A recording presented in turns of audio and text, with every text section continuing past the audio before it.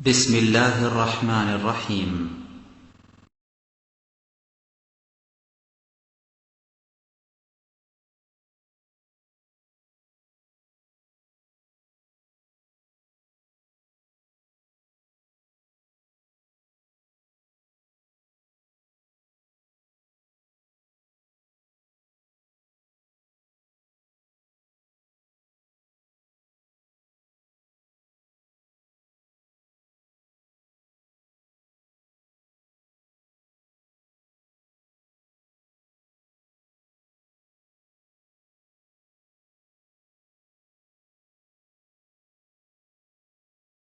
السلام عليكم ورحمة الله وبركاته. إن الحمد لله نحمده ونستعينه ونستغفره ونؤمن به ونتوكل عليه ونعوذ بالله من شرور أنفسنا ومن سيئات أعمالنا. من يهده الله فلا مضل له ومن يضلل فلا هادي له. وأشهد أن لا إله إلا الله وحده لا شريك له وأشهد أن محمدا عبده ورسوله أرسله بالحق بشيرا ونذيرا وداعيا إلى الله بإذنه وسراجا منيرا. من يطع الله ورسوله فقد رشد ومن يعص الله ورسوله فإنه لا يضر إلا نفسه ولا يضر الله شيئا. أما بعد فأعوذ بالله من الشيطان الرجيم. بسم الله الرحمن الرحيم. يسألونك عن الساعة أيان مرساها فيما أنت من ذكراها إلى ربك منتهاها. إنما أنت منذر من يخشاها كأنهم يوم يرونها لم يلبثوا إلا عشية أو ضحاها. وفي حديث جبريل عليه الصلاة والسلام قال أخبرني عن الساعة قال ما المسؤول عنها بأعلم من السائل قال فأخبرني عن أماراتها قال أن تلد الأمة ربتها وأن ترى الحفاة العراة العالة الرعاء الشاء يتطاولون في البنيان. رواه مسلم. الحمد لله. সমস্ত প্রশংসা যাবতীয় গুণগান মহিয়ান গরিয়ান করুণাময় কৃপানিধান পরাক্রমশালী শক্তিধর সব কিছুর মালিক সব কিছুর স্রষ্টা সব কিছুর একমাত্র নিয়ন্ত্রক আল্লাহ সুবহানাহু ওয়া তাআলার জন্য যার অপার অনুগ্রহে এবং অশেষ মেহেরবানিতে আজকের মতো এমন একটি দিনী পরিবেশে দিনের কিছু কথা শ্রবণ করার জন্য দিনের কিছু জ্ঞান আহরণ করার জন্য সারাদিন ব্যস্ত থাকার পরেও আবার রাত্রিতে বসে বসে এই দিনের আলোচনা শোনার তৌফিক লাভ করলাম যে রব্বুল আলামিন মনের গহীনে হৃদয়ের মাঝে অন্তরের অন্তঃস্থলে এমন সুন্দর অনুভূতিটুকু জাগ্রত করে দিলেন সে রব্বুল আলামিনের কৃতজ্ঞতা এবং শুকরিয়া জানাচ্ছি আলহামদুলিল্লাহ।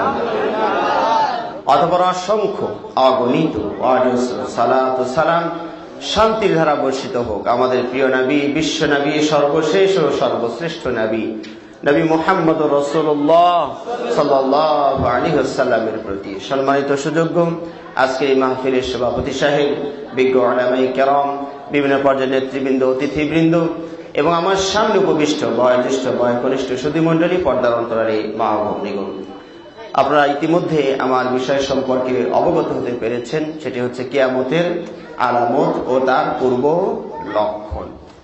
এতক্ষণ ধরে আপনারা আলোচনা শুনছিলেন ঘুম ভাঙ্গা, এখন আমি আলোচনা করব ঘুম পাড়ার। কি কন? ঘুম ভাঙ্গারই আলোচনা করব? সুন্নতের খেলাফ হয়ে যাবে না তো আবার? আচ্ছা, ইনশাআল্লাহ আলোচনা শেষ পর্যন্ত আমরা থাকার নিয়ত করছি ইনশাআল্লাহ। ফজরের সালাত কি হবে? সবাই রাজি আছে ইনশাআল্লাহ? ফজরের সালাত ইনশাআল্লাহ সবাই আদায় করবো তো ইনশাআল্লাহ। ফেরেশতারা 2 শিফটে দায়িত্ব পালন করেন, চাকরি করেন, তাই না? আসরের সময় একদল চলে যান আর একদল আসেন, আবার ফজরের সময় একদল চলে যান আর একদল আসেন। তো আমরা ইনশাআল্লাহ সবাই হাজিরা দিব তো মসজিদে ইনশাআল্লাহ। আমরা এই পৃথিবীতে একদিন ছিলাম না, আবার একদিন থাকবো না। কথাটা কি সত্য না মিথ্যা? মাঝখানে কয়েকটা দিন বেড়াতে এসেছে এই পৃথিবীতে, ঠিক কিনা? আমাদের আসল বাড়িটা কোথায়? আলহামদুলিল্লাহ, আমাদের আসল বাড়ি কোথায়? জান্নাতে। সেখান থেকে আমরা ছলে বলে কৌশলে কেমন করে যেন বহিষ্কৃত হয়েছে, ঠিক কিনা? আমাদের চিরশত্রু, তার নাম কি? ইবলিস, শয়তান। আমাদেরকে বের করে দিয়েছে, এটা ঠিক, কিন্তু প্লাস পয়েন্ট হচ্ছে সে নিজেও সেটা দখল নিতে পারে নাই, ঠিক না বেটি? অনেক সময় আমরা বাংলাদেশ দখল নিয়েছি, পাকিস্তানকে তাড়িয়ে দিয়ে আমরা এখন দখলে আছি। তাহলে এলাকাটা আমরা দখলে আছে, আমরা ভিতরে রেখেছি।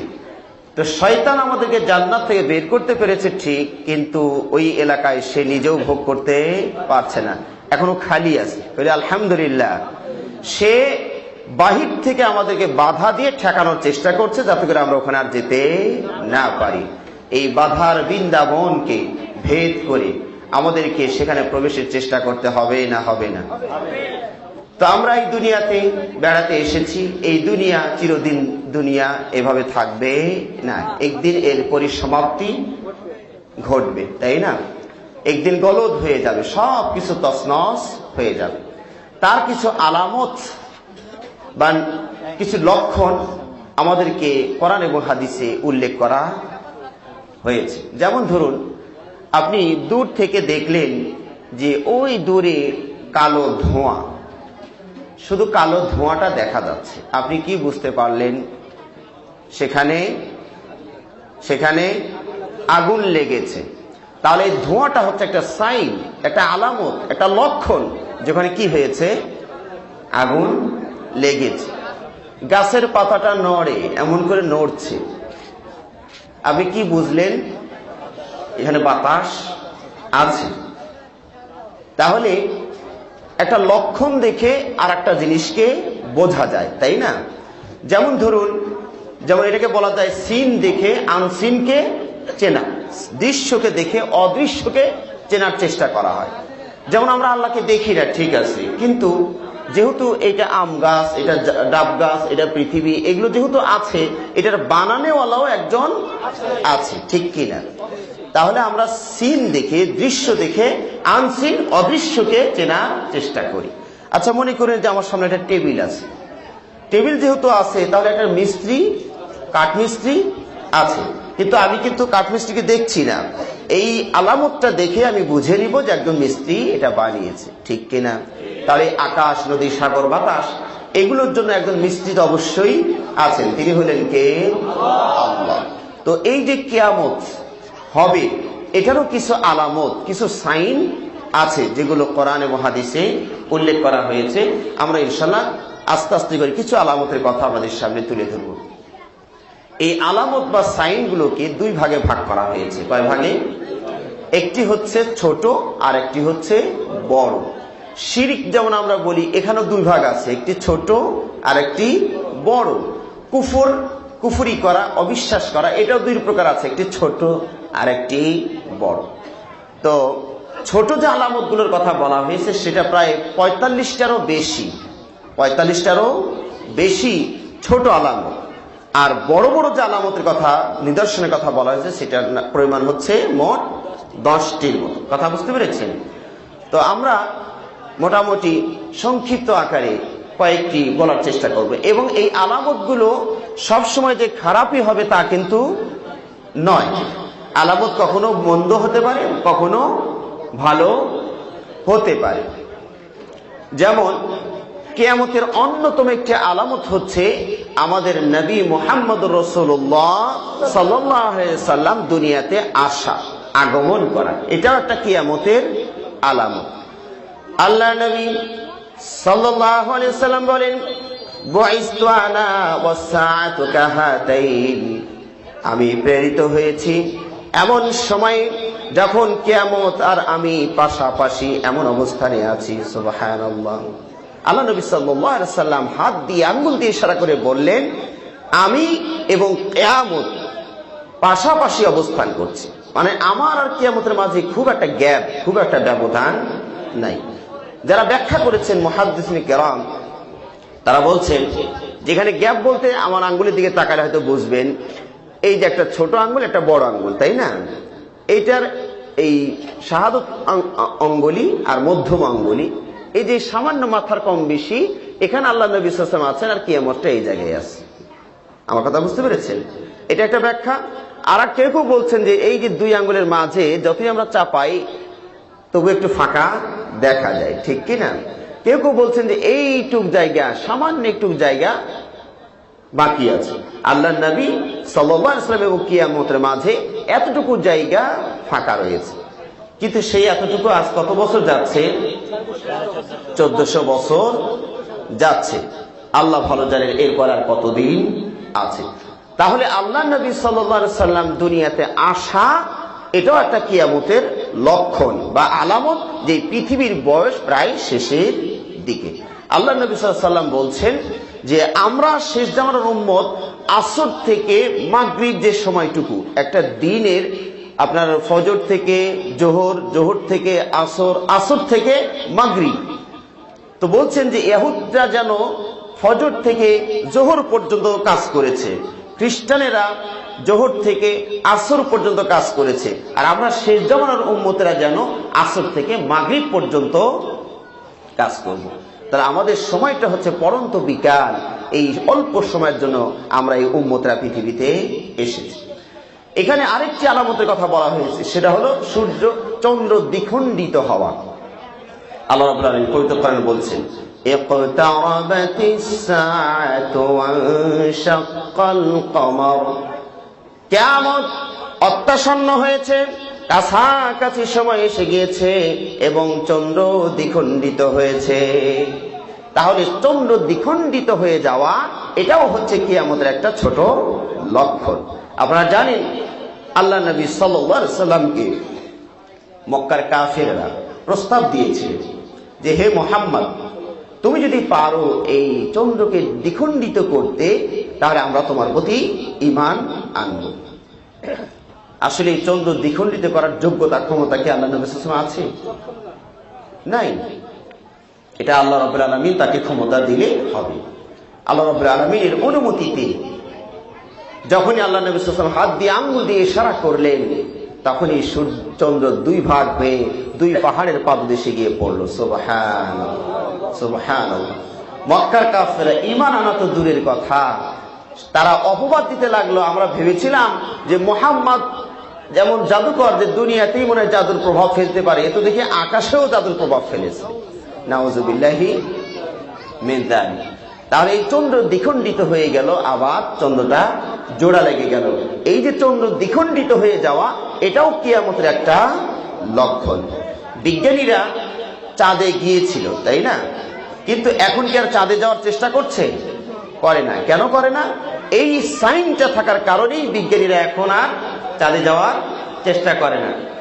আমি ভাইদের একটু অনুরোধ করব, মেহরবানি করে চুপচাপ একটু নীরবতা পালন করার চেষ্টা করবেন। একটু নীরবতা পালন করি, আমরা ধৈর্য ধারণ করি। তা আমরা বলছিলাম, বিজ্ঞানীরা চাঁদে গিয়েছিল বলে দাবি করেন, তাই না? এখন কিন্তু আর চাঁদে কেউ যায় না, বিজ্ঞানী পাঠানো হয় না। কোথায় পাঠানো হয়? মঙ্গল গ্রহে যাওয়ার চেষ্টা চলছে, ঠিক কিনা? কারণ চাঁদের সাথে ইসলামের ইতিহাস বিজড়িত। এত কষ্ট করে বিজ্ঞানীকে চাঁদে পাঠানো হয়, তাদের ভিতরে ওই চাঁদের ফাটলটা দেখে ঈমানের ছোঁয়া ধাক্কা মারে। সুবহানাল্লাহি ওয়া বিহামদিহি সুবহানাল্লাহিল আযীম। এই জন্য তারা আর ওখানে যেতে রাজি নয়। আপনারা জানেন যেটা মেলামাইন প্লেট যদি ভেঙে যায়, আর আমাদের যে শক্তিশালী গাম আছে একটা, আইকা গাম না কি বলেন, হ্যাঁ আইকা গাম, সুপার গ্লু, হ্যাঁ এর চেয়ে উন্নত কিছু মনে হয় আর কিছু বের হয়েছে। আপনি যদি এই দুটো প্লেটকে একসাথে আঠা দিয়ে জোড়া দেন, যতই সূক্ষ্মভাবে জোড়া লাগান, আপনি যদি বিচক্ষণ দৃষ্টি ফেলেন তবু বোঝা যাবে বুড়িগঙ্গা নদী একটা এখান থেকে গেছে, ঠিক না বেঠিক? আগের মতো আর জোড়া লাগে না। আল্লাহ রাব্বুল আলামিন চন্দ্র দ্বিখণ্ডিত হওয়ার পর আবার যখন জোড়া দিয়েছেন, আল্লাহ কি পারতেন না এটা আগের মতো করতে, ঠিক না বেঠিক? আগের মতো চিহ্নহীন ভাবে পরে জোড়া দিতে পারতেন, কিন্তু রব্বুল আলামিন এই সাইনটা রেখে দিয়েছেন যাতে বিজ্ঞানীরা ওখানে গিয়ে দর্শন করতে পারে। সুবহানাল্লাহ। এই জন্য এখন আর তারা চাঁদের লোক পাঠায় না, এখন অন্য দিকে পাঠানোর চেষ্টা করছে। আমরা বলছিলাম কিয়ামতের অনেকগুলো ছোট ছোট লক্ষণের ভিতরে দুটির কথা আমরা শুনলাম, এছাড়া অসংখ্য আপনার আলামতের কথা বলা হয়েছে। তার মধ্যে একটি হচ্ছে অন্যায়ভাবে হত্যা বেড়ে যাবে, ঠিক না বেঠিক? অন্যায়ভাবে হত্যা বেড়ে যাবে। কিয়ামতের পূর্বে এমন পরিস্থিতি হবে, মানুষ কেন মানুষকে মারে সে নিজেও জানবে না, নিহত ব্যক্তি জানবে না কেন তারে মারা হলো। এইরকম ভাবে হত্যাটা একদম মারাত্মক আকারে বেড়ে যাবে, খুন গুম এগুলো বেড়ে যাবে। এখন কিগুলো বেড়ে গেছে না যায়নি? এই যে হত্যা, একজন মুসলিমকে হত্যা করলে তার কি শাস্তি, কি পাপ, আল্লাহ রাব্বুল আলামিন পবিত্র কোরআনে বলেছেন, وَمَن يَقْتُلْ مُؤْمِنًا مُتَعَمِّدًا فَجَزَاؤُهُ جَهَنَّمُ خَالِدِينَ فِيهَا وَغَضِبَ اللَّهُ عَلَيْهِ وَلَعَنَهُ وَأَعَدَّ لَهُ عَذَابًا عَظِيمًا। আল্লাহ রাব্বুল আলামিন বলছেন, যারা অন্যায়ভাবে হত্যা করবে একজন মুসলিমকে, তার জন্য প্রায় 5টা শাস্তির কথা এখানে বলা হয়েছে। 1 নম্বর শাস্তি হলো ওমাইয়াকতুল মুমিনান মুতাআম্মিদান ফাজাযাউহু জাহান্নাম। কোন মানুষ যদি কোন মুমিনকে অন্যায়ভাবে হত্যা করে, তার 1ম নাম্বার প্রতিদান হচ্ছে তার ঠিকানা জাহান্নাম, খালিদান ফিহা, সেখানে তারা চিরদিন থাকবে। 2 নম্বর শাস্তি ওয়ালাআনাহু, আল্লাহর অভিশাপ, অভিসম্পাত তার উপরে, ওয়া গাযাবাল্লাহু আলাইহি, এবং আল্লাহর ক্রোধ তার উপরে। এই 4টা বড় বড় শাস্তির কথা বলার পরেও আল্লাহ রাব্বুল আলামিন বলছেন ওয়া আ'আদ্দা লাহু আযাবান আযীমা, এরপরে আরো মারাত্মক শাস্তির ব্যবস্থা আছে। সুবহানাল্লাহ। সুতরাং কোন মুসলিমকে অন্যায়ভাবে হত্যা করা যাবে না। শুধু মুসলিম নয়, যে কাউকে, যে কোনো মানুষকে অন্যায়ভাবে হত্যা করা যায় না। আল্লাহ রাব্বুল আলামিন সূরা মায়েদায় বলছেন, ওমান কাতালা নাফসান বিগাইরি নাফসিন ফাকাআন্নামা কাতালান নাস জামিআ, যে একটা আত্মাকে হত্যা করলো অন্যায়ভাবে, সে যেন সমগ্র মানুষকেই হত্যা করলো। সুবহানাল্লাহ।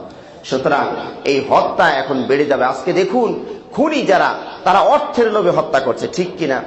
হয়তো পরস্পরের শত্রুতা আছে, সে নিজে মারতে পারে না, খুনি ভাড়া করে মানুষকে হত্যা করা হচ্ছে, তাহলে এই খুনির কিন্তু অপরাধ সে করে নাই, ঠিক কিনা? তো কিয়ামতের পূর্বে এই হত্যা বেড়ে যাবে, যা আমরা এখন দেখতে পাচ্ছি। কিয়ামতের আগে গান বাজনা ব্যাপক হারে বেড়ে যাবে। আল্লাহ নবী সাল্লাল্লাহু আলাইহি সাল্লাম ঘোষণা করেন, গান বাজনার সয়লাভ হয়ে যাবে। কথা ঠিক না বেঠিক? এখন কি গান বাজনা কমছে না বাড়ছে? আল্লাহু আকবার, আল্লাহু আকবার। দুঃখের বিষয় হলো এখন আলেম ওলামা সব মিলে আমরা এখানে শরীক হয়ে গেছি, ঠিক কিনা? মোবাইলে এটা কি বাজে? গান বাজে, কিন্তু গানের নামটা আমরা রিংটোন দিয়েছি, ঠিক না বেঠিক? তাহলে আলেম ওলামার মোবাইল ও রিংটোন নামে গানের বাজনা বেজে উঠছে। কিয়ামতের আলামত কেমনে, কোথায়? মসজিদের ভিতর পর্যন্ত চলে আসছে, ঠিক না বেঠিক? একটা অমুসলিম যদি গানের তবলা মসজিদের ভিতরে পিটনি দেয়, আপনারা সবগুলো মানুষ গিয়ে ঠেসে ধরবেন, আচ্ছা মতো সাইজ করে দিবেন, ঠিক না বেঠিক? কিন্তু মসজিদের গানের আওয়াজ কারা পৌঁছিয়ে দিল? আমাদের মতো ভালো মানুষেরা, নামাজি মানুষেরাই, যারা সালাত আদায় করে, তারাই তো মসজিদে গানের বাজনা ঢুকিয়ে দিয়েছে। এই জন্য আমরা বলি এই রিংটোনকে আপনারা মার্জিত করুন। হ্যাঁ, অনেক বিষয় আছে মার্জিত, প্রাকৃতিক কিছু বিষয় আছে, পানির আওয়াজ, পাখির আওয়াজ, এই ধরনের কিছু দিয়ে রিংটোনটাকে গানের আওয়াজ থেকে আমরা মুক্ত করি। আল্লাহ আমাদের সবাইকে তৌফিক দান করুন বলে আমিন। আজকে গান বাজনা এমন একটা অবস্থায় চলে এসেছে যে এটা যে পাপ তা আমরা দিব্যি ভুলে গিয়েছি। এটা যে পাপ আমরা ভুলে গেছি, ঠিক কিনা? সূরা লোকমান আল্লাহ রাব্বুল আলামিন বলছেন, ওয়া মিনান নাসি মান ইয়াশতারি লাহওয়াল হাদিস লিউদিল্লান নাস আন সাবিলিল্লাহ। আল্লাহ রাব্বুল আলামিন বলছেন, মানুষের মাঝে কিছু মানুষ আছে যারা এই গান বাজনার হাতিয়ার ক্রয় করে মানুষকে আল্লাহর রাস্তা থেকে গোমরাহ করার জন্য। সুতরাং এই গান বাজনা, আজকে যাদের ঘরে আমাদের টেলিভিশন আছে, অহরহ গান বাজনা হচ্ছে, ঠিক কিনা? মোবাইলে হচ্ছে, এইভাবে প্রত্যেকটা জায়গায় গান বাজনা ছড়িয়ে গেছে। আল্লাহ নবী সাল্লাল্লাহু আলাইহি সাল্লাম একদিন পথ চলছিলেন, গানের আওয়াজ আসা মাত্র কানে আঙ্গুল দিয়ে দিলেন। আল্লাহু আকবার। আমরা হচ্ছে সেই নবীর উম্মত, গানের আওয়াজ শুনে যে নবী কানে আঙ্গুল ঢুকায়, আমরা সেই নবীর উম্মত। আমরা তো কানটারও সাফ করি, আওয়াজটা ভালো শোনা যাচ্ছে না। তাহলে উম্মতের, আমরা নবীর আর উম্মত মিল আছে কোন? আল্লাহু আকবার, আল্লাহু আকবার। সুতরাং এই গান বাজনা থেকে আল্লাহ আমাদেরকে ফিরে আসার তৌফিক দান করুন বলে আমিন। এবং এই গান বাজনার মাধ্যমে মানুষকে অশ্লীলতার দিকে শুধু নিয়ে যাচ্ছে, শুধু তুমি নিয়ে সব গান, কথা বুঝতে পেরেছেন? এবং যে গানগুলো গাইলে মানুষের চরিত্র নষ্ট হবে, সেই সব গানই আজকে বেশি চলে। মাকে নিয়ে কিছু গান আছে দুই একটা, বাবাকে নিয়ে কোনো গান আছে নাকি মনে পড়ে? দুই একটা খুব খুঁজলে, দূরবীন দিয়ে খুঁজলে পাওয়া যাবে। আর তুমিকে নিয়ে কত গান আছে। এই তুমিটাকে কোন স্ত্রীকে বুঝে গান গাইছে? এই তুমিটাই হলো পরকিয়া, কথা ঠিক না ঠিক? নিজের স্ত্রীকে নিয়ে কেউ গান গায় না। আমার কথা বুঝতে পেরেছেন? এইভাবে মানুষের চরিত্র নষ্ট করা হচ্ছে এই গান এবং বাজনার মাধ্যম দিয়ে।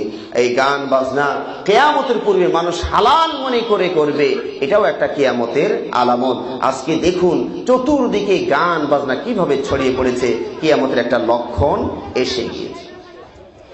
কিয়ামতের আরেকটি লক্ষণ হচ্ছে জিনা, ব্যভিচার ব্যাপক হারে বেড়ে যাবে। আজকে দেখুন পত্রপত্রিকায় পড়লে এবং খোঁজ খবর রাখলে দেখা যায় মানুষের চরিত্র কিভাবে নষ্ট হয়ে গিয়েছে, ঠিক কিনা? মানুষের চরিত্র নষ্ট হয়ে গিয়েছে। বিবাহের জন্য বয়স বেঁধে দেওয়া হয়েছে, এতর আগে কোনো বিয়ে চলবে না, ঠিক না? কেন?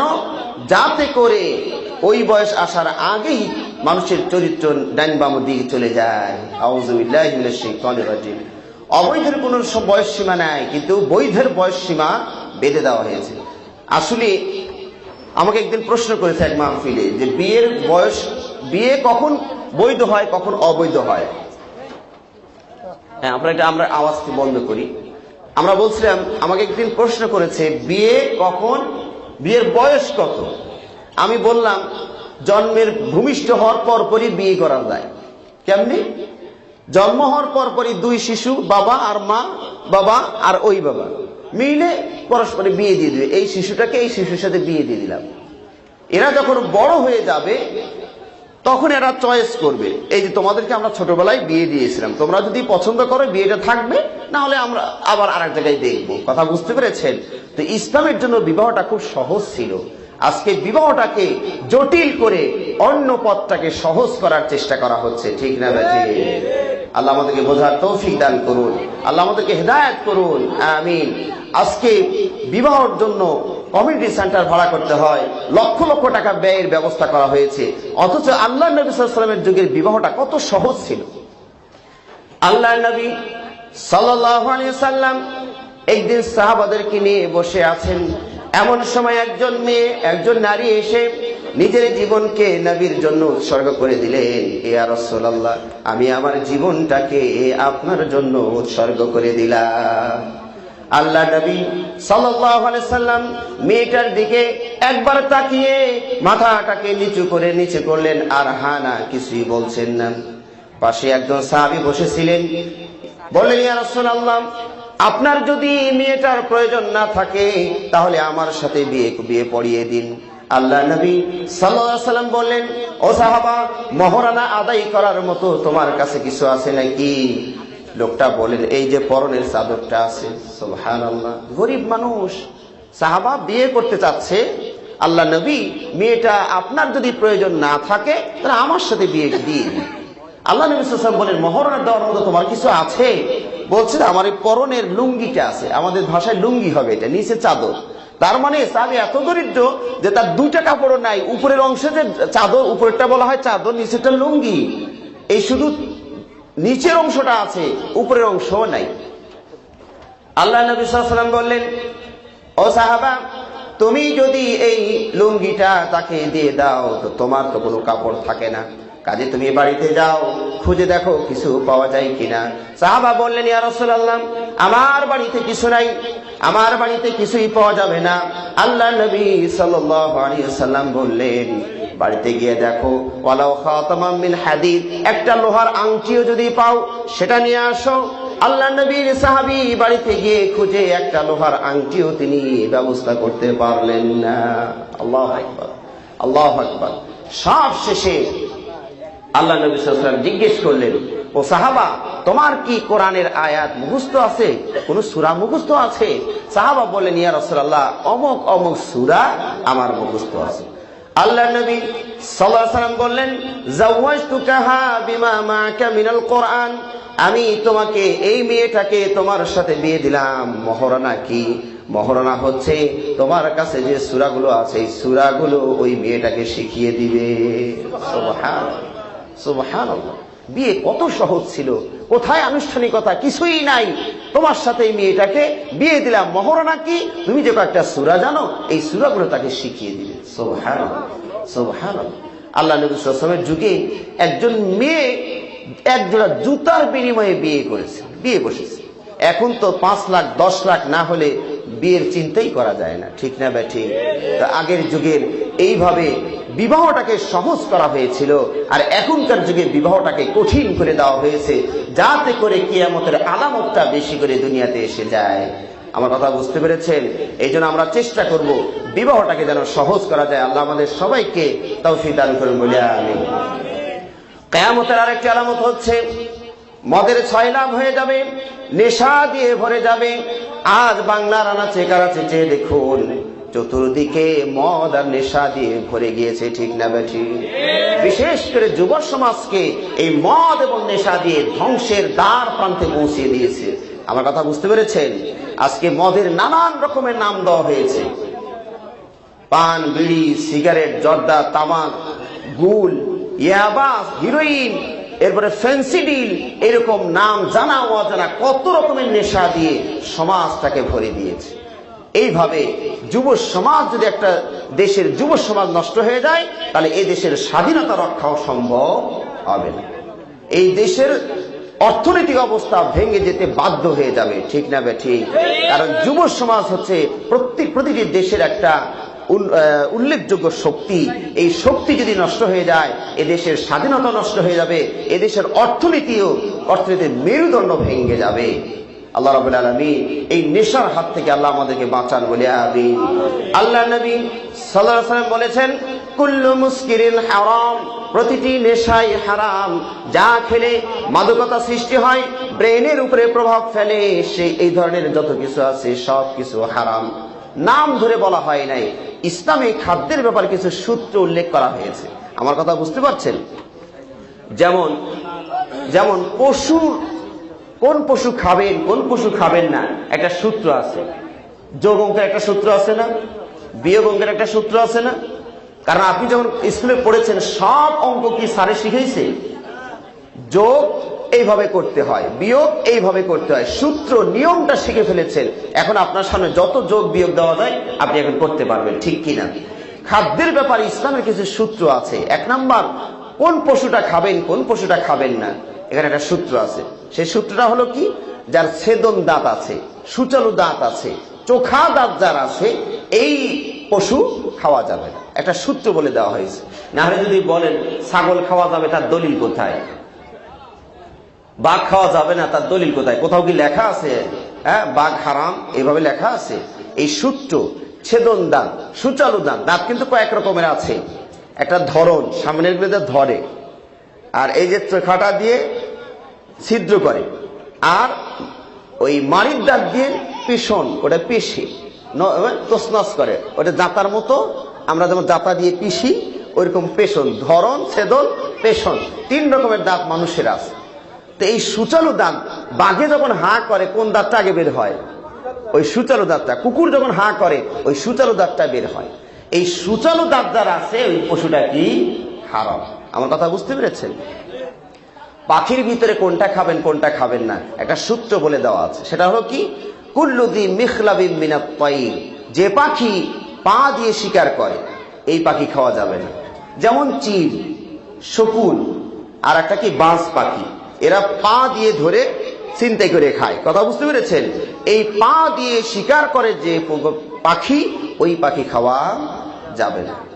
সাগর নদী নালাতে যে মাছ আছে, এখানে একটা সূত্র আছে, সেটা হলো কি, যে প্রাণীটা সাগরেই জন্মে সাগরেই বসবাস করে, নিজের ইচ্ছায় স্থল ভাগে আসে না, ওই প্রাণীটা খাওয়া যাবে, ওর আকার যাই হোক না কেন। কথাটা কি বোঝা গেছে? তাহলে এখানে একটা সূত্র আছে। তবে উভয়চর প্রাণী যেগুলো স্থলেও বসবাস করে জলেও বসবাস করে, এগুলোর হুকুম কি? কচ্ছপ, তাই না, কিছু সাপও, তারপরে কাঁকড়া, এরকম কিছু যারা জলে স্থলে উভয় জায়গায় বসবাস করতে পারে, এদের হুকুম হচ্ছে, ওসমান রাদিয়াল্লাহু আনহুকে জিজ্ঞেস করা হয়েছিল এই ব্যাপারে, তিনি বলেছেন এই ব্যাপারে হালালেরও দলিল পাওয়া যায়, হারামেরও দলিল পাওয়া যায়, তবে তোমরা হারামকে প্রাধান্য দিয়ে বর্জন করে চলো। আমার কথা বুঝতে পারছেন আপনারা? আচ্ছা, এবার বৃক্ষ, তরুলতা, শাক সবজি, এগুলোর ভিতরে কোনটা খাবেন কোনটা খাবেন না। এখানে সূত্র হলো, যে শাক, যে ফল, যে তৃণলতা খেলে মাদকতা সৃষ্টি হবে, ব্রেনের উপরে প্রভাব পড়বে, আপনি অজ্ঞান হয়ে পড়ে যাবেন, এই জাতীয় যত বৃক্ষ, তরুলতা, শাকসবজি আছে সেগুলো খাওয়া যাবে না। আমার কথা বুঝতে পেরেছেন আপনারা? সুতরাং তামাক, এই যে তামাক জাতীয় যে দ্রব্যাদি, এই তামাক যদি আপনি হয়তো জর্দায় একটু খেয়ে অভ্যাস করে ফেলেছেন, একটু যদি পরিমাণে বেশি দেয়, মাথা চক্কর দিয়ে পড়বে না লোকটা? পরিমাণে একটু বেশি দিলে ওই পাবনার মেন্টাল হসপিটালে ভর্তি করতে হবে।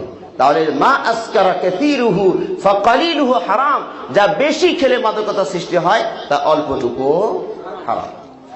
আমার কথা কি আপনারা বুঝতে পারলেন? এছাড়া আরো কিছু সূত্র আছে, যেমন যে পশুটাকে, যাকে ইসলাম হত্যা করতে বলেছে ওটাও খাওয়া হারাম। যেমন সাপ, বিচ্ছু, এগুলোকে ইসলাম হত্যা করতে বলেছে, ওটাও হারাম। যাকে হত্যা করতে নিষেধ করেছে, ব্যাঙ, হত্যা করা যাবে না, হত্যা করো না, এটাও কি হারাম। এরপরে যেটা মনে করুন বিষাক্ত, যেটা খেলে জীবন চলে যাওয়ার সম্ভাবনা থাকে, এগুলো কি হারাম। এই জন্য আমরা বলি, এই যে পান, বিড়ি, সিগারেট, এগুলো সবই নেশা, এগুলো আমাদেরকে বর্জন করতে হবে। আজকে নেশার সয়লাভ হয়ে গিয়েছে, মদ খেয়ে মানুষ মাতালের মতো যা তাই বলে ফেলছে, বউকে তালাক পর্যন্ত দিয়ে দিচ্ছে, মা বলেও ডাক দিচ্ছে, নাউযুবিল্লাহি মিন যালিক। সুতরাং এই মদের উৎপাত থেকে আমাদেরকে বেরিয়ে আসতে হবে। রাজি আছি ইনশাআল্লাহ? ভাইরা রাজি আছি ইনশাআল্লাহ? এই জাতীয় নেশা, ধূমপান, দেখুন কোন কোম্পানি তার পণ্যের বদনাম করে না, দোষ গায় না, একমাত্র বিড়ি সিগারেট কোম্পানি ছাড়া। কথা ঠিক কিনা? কোম্পানি নিজেই সিগারেটের গায়ের সাথে লিখে দিয়েছে ধূমপান না বিষ পান, ধূমপান না বিষ পান, ধূমপান ক্যান্সারের কারণ, ইত্যাদি ইত্যাদি। এক এক সময় 2-3 মাস পর পর এক একটা ডায়লগ, এক একটা স্লোগান তারা দিচ্ছে, সবগুলো খারাপ স্লোগান, অথচ আমরা ওটা দেখিও না। আজকে ধূমপান একদিক দিয়ে আইন করা হয়েছে, ধূমপান স্বাস্থ্যের জন্য ক্ষতিকর। কথাটা, ধূমপান স্বাস্থ্যের জন্য ক্ষতিকর, বিশাল বড় সাইনবোর্ড দিয়েছে। নেভি সিগারেট দেখেছেন তো নাকি? নেভি, হ্যাঁ, এরা সবসময় সাগর নিয়েই পড়ে থাকে, দেখবেন যতই দেখবেন আপনার সাইনবোর্ড দেখবেন, এই বিড়ি টানতেছে আর নৌকা উত্তাল তরঙ্গের ভিতরেও বিড়ি টানতেছে আর হাল ঠিক মতো ধরে আছে। হ্যাঁ, কথা বুঝতে, তারপরে বিড়ি খাইলে নৌকা ঠিক মতো হাল ধরা যায়, বুঝাইতেছে। এই সাইনবোর্ডটা দিয়েছে বিশাল করে, আর ছোট্ট করে বৈধতার জন্য লিখেছে ধূমপান স্বাস্থ্যের জন্য ক্ষতিকর। ওইটা দিয়েছে ছোট্ট করে, সরকারি আইন থেকে বাঁচার জন্য ছোট্ট করে ওটা দেয়, আর ওদের সাইনবোর্ডটা বড় করে দেয়। এটা প্রতারণা ছাড়া কি? সুতরাং এই ধূমপান এগুলো হচ্ছে বিষ পান, এগুলো থেকে আমাদেরকে বেরিয়ে আসতে হবে। এগুলোর ক্ষতি ছাড়া কোনো উপকার নাই। আপনি ওই যে হুন্ডার ধোঁয়া বের হয় যে জায়গাটাতে, ওটার নাম কি, সিলিন্ডার না সাইলেন্সার না, যাই একটা কিছু বলেন, ওই জায়গাটা খুব পরিষ্কার, তাই না? ধোঁয়া যে জায়গাতে বের হয় ওটার অবস্থাটা কি দেখেছেন নাকি? কালো কুসকুসো হয়ে গিয়েছে। তাহলে আপনি যে টানটা মারলেন, নাক দিয়ে যে ছাড়লেন, আর কিছু ভিতরেও দিলেন, আপনার এই অবস্থাটা কি হয়েছে কন্ত দেখি? এই জন্য বুড়ো বয়সে যখন কাশি মারে তখন হক্কর হক্কর করে, এদিকেও টানে ওদিকেও টানে, বোঝা গেছে এই বিড়ি খাওয়ার অভ্যাস আছে। আর যারা বিড়ি খায় না তাদের কাশিটা ফ্রেশ কাশি হবে, ওই টানাটানির কাশি হবে না, হুক্কুর হুক্কুর হবে না। কথা বুঝতে পেরেছেন? সুতরাং নিজে ডক্টর জাকির নায়েক একটা কথা বলেছেন, পৃথিবীর একমাত্র অসুখ বিক্রি হয় সেটা হলো যে মাদক জাতীয় নেশা। পৃথিবীতে কোনো অসুখ বিক্রি হয় না, অসুখ বিক্রি হয় না একমাত্র ধূমপান ছাড়া। ধূমপানই একমাত্র অসুখ যা বাজারে বিক্রি করা হয়, তাছাড়া কোনো অসুখ বিক্রি করে না। আমাশা বিক্রি হয়, হ্যাঁ, আমাশা ডায়রিয়া বিক্রি হয়, কিন্তু একমাত্র অসুখ বিক্রি হয়, এটার নাম কি? ধূমপান। এটি একমাত্র অসুখ যা বাজারে বিক্রি করা হয়। ধূমপান, নেশা, এই জাতীয় যত কিছু আছে, আল্লাহ রাব্বুল আলামিন এই জাতীয় অন্যায় অপকর্ম থেকে বেরিয়ে আসার আল্লাহ আমাদের তৌফিক দান করুন বলি আমিন। এইভাবে আমরা ছোট আলামতগুলো, অসংখ্য আলামতের কথা বলা হয়েছে, শিরিকের সয়লাব হয়ে যাবে, শিরিক দিয়ে ভরে যাবে। এই বছরটা আমি একটু আশ্চর্য হচ্ছি, এবছর আমরা একটু আশ্চর্য হচ্ছি, আচ্ছা মূর্তি পূজা এটা শিরিক না শিরিক না? যতগুলো গুনাহ আছে এই গুনার সিরিয়াল যদি 1 নাম্বার দিয়ে করা শুরু করেন, এই শিরিকটার সিরিয়ালটা কয় নাম্বারের? সবাই ঐক্যমত? শিরিকটা হচ্ছে 1 নাম্বারে। এই শিরিক পাপটার জন্য যদি কেউ শুভেচ্ছা স্বাগতম জানায়, তাহলে তার অবস্থাটা কি কন্ত দেখি? আজকে মুসলিম নেতৃবৃন্দ এই মেসেজটা আমাদের পৌঁছানো দরকার। হয়তোবা ভাইরা না জেনে না বুঝে এগুলো করার চেষ্টা করছেন। আপনারা হয়তো দেখবেন পোস্টারগুলোতে, দেখবেন এই বছরে আমি দেখছি মূর্তির ছবি সহ দিচ্ছে, মূর্তির ছবি সহ দিয়ে শুভেচ্ছান্তে আব্দুল্লাহ, আব্দুল করিম, দুর্গা পূজা মানে শুভ হোক, সফল হোক। আমরা যেমন ওই বিশ্ব ইজতেমা সফল হোক, আবার অমুক অনুষ্ঠান সফল হোক, এখন দুর্গা পূজা এই মূর্তি অনুষ্ঠানটা যেন সফল হয়, এই জন্য আমাদের মুসলিম নেতৃবৃন্দরা পোস্টারে মূর্তির দুর্গা ছবি সহ সফরের বাণী দেওয়া হচ্ছে। এটাকে সমর্থন করা হলো না? আমার কথা বুঝতে পেরেছেন? আল্লাহ নবী সাল্লাল্লাহু আলাইহি ওয়াসাল্লাম বলেন, লা তাকুমুস সাআতু হাত্তা তালহাকা কাবাইরুম মিন উম্মতি বিল মুশরিকিন। কিয়ামত ততক্ষণ পর্যন্ত কায়েম হবে না যতক্ষণ না আমার একদল মুসলিম কাফেরদের, মুশরিকদের সাথে মিলিত হয়ে যায়। ইন্না লিল্লাহি, দাবি করবে আমরা মুসলিম, কিন্তু মিলে যাবে কাদের সাথে? মুশরিকদের সাথে মিলে যাবে। ওয়া হাত্তা তা'বুদাল আওসান, এমন এক সময় এসে যাবে যে মুসলিমরা মূর্তি পূজা পর্যন্ত শুরু করে দিবে। আজ কিন্তু বাস্তবে আমরা দেখতে পাচ্ছি যারা শিয়া, তারা কিন্তু তাজিয়া বানায়, মুহররমকে উপলক্ষে তাজিয়া বানায়। দেখেছেন? এই তাজিয়া আর ওদের দুর্গার মাঝে কি পার্থক্য আপনি বলুন তো দেখি। হুবহু মূর্তি পূজা শুরু হয়ে গিয়েছে। বাংলাদেশে মাজার পূজা, কবর পূজা, জিন্দা বাবা মরা বাবার পূজা শুরু হয়েছে, ঠিক না বেঠি? তাহলে এইভাবে শিরিকটা দিয়ে আমাদের সমাজ, মুসলিম সমাজ আর সয়লাভ হয়ে গিয়েছে। কিয়ামতের আলামত পাওয়া গেছে না যায় নাই? এইভাবে যদি একটা একটা করে আলামত আপনারা খুঁজতে থাকেন, তাহলে আরেকটা আলামত হচ্ছে তাকারুবুজ জামান, সময় খুব শর্ট হয়ে যাবে। দেখুন না মানুষ কত ব্যস্ততা, মনে হচ্ছে যেন এই কাজ শুরু করলাম সময় শেষ হয়ে গেল। এটাও একটা কিয়ামতের আলামত। এইভাবে ছোট ছোট অসংখ্য অনেকগুলো আলামত আছে, বললাম তো 45টার মতো আলামত আছে। আসলে এত রাত্রে সবগুলো নিয়ে আলোচনা করা সময়ের ব্যাপার। তো আমরা মোটামুটি যে কটা বলেছি, এবার আমরা বড় কিছু আলামতের দিকে, আলোচনার দিকে যাই। আপনারা কি রাজি আছেন শুনতে নাকি? ইনশাআল্লাহ। বড় আলামতের ভিতরে 1 নম্বর আলামত হচ্ছে ইমাম মাহদী আলাইহিস সালাতু ওয়াস সালামের আগমন। 1 নাম্বার ইমাম মাহদী আলাইহিস সালাতু ওয়াস সালামের আগমন। বর্তমানে অনেক ভণ্ড মাহদী বলে পরিচয় দিচ্ছে, ঠিক না বেঠি? এদের থেকে আপনারা সাবধান থাকবেন। গোলাম আহমদ কাদিয়ানী নিজেকে মাহদী বলে দাবি করেছে, এছাড়াও আরো 2-1 জন এইভাবে দাবি করার চেষ্টা করেছে, আমি ইমাম মাহদী।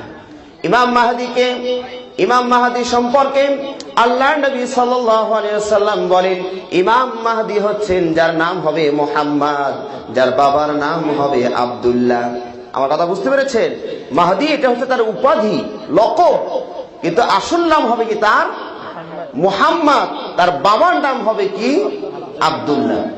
এবং তার পরিচয় আরো বলা হয়েছে, নাকটা তার খাড়া হবে আর কপালটা সাদা ধবধবে উজ্জ্বল হবে। আল্লাহু আকবার, কপালটা উজ্জ্বল হবে, নাকটা হবে খাড়া।